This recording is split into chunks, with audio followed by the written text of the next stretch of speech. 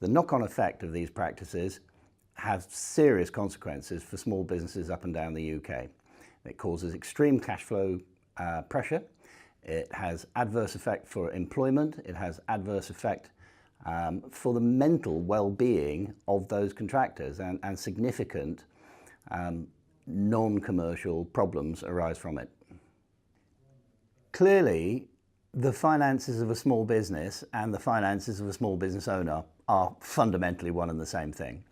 So what we have is a situation where not only is the small business itself being threatened by this bad practice, by late payment and effectively supporting one's own cash flow by, if not defrauding, certainly treating badly your subcontractors, but also this leads very, very significantly to emotional problems. The fact is that if you are a small business owner whose livelihood depends on your cash flow, the chances are that the stress involved in trying to get your invoices paid on time is going to lead to, certainly at the very least, heightened stress levels, probably emotional problems, very possibly marital and domestic issues, all stemming from this one problem area, which is an abusive practice.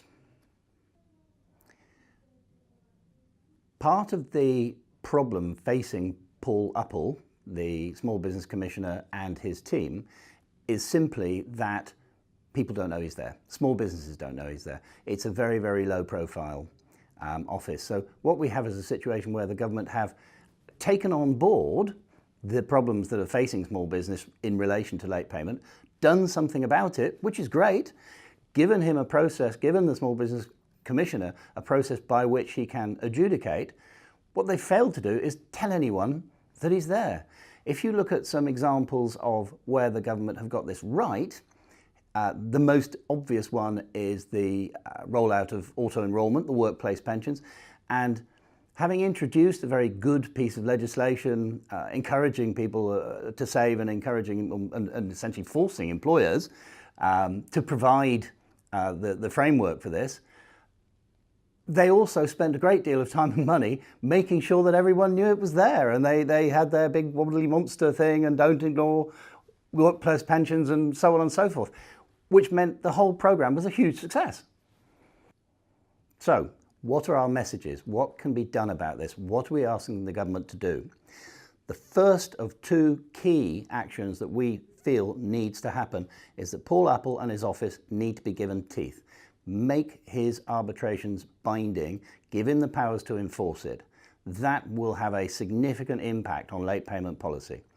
If a late paying business knows that the Small Business Commissioner can get involved and can enforce it, they will be far less likely to act in this way, and hopefully will up their ethical game.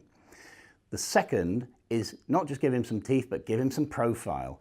Get behind him, make sure that the small business community knows that they have a champion who is there to help them in these circumstances. Put some adverts out there, put it on TV, put it on the radio. There are 5 million small businesses out there. You need to tell them that the government is acting on their behalf and that help is there. So we need teeth and we need profile. I think between those two very simple, very inexpensive policies, we could actually turn this on its head. We could make late payments a thing of the past.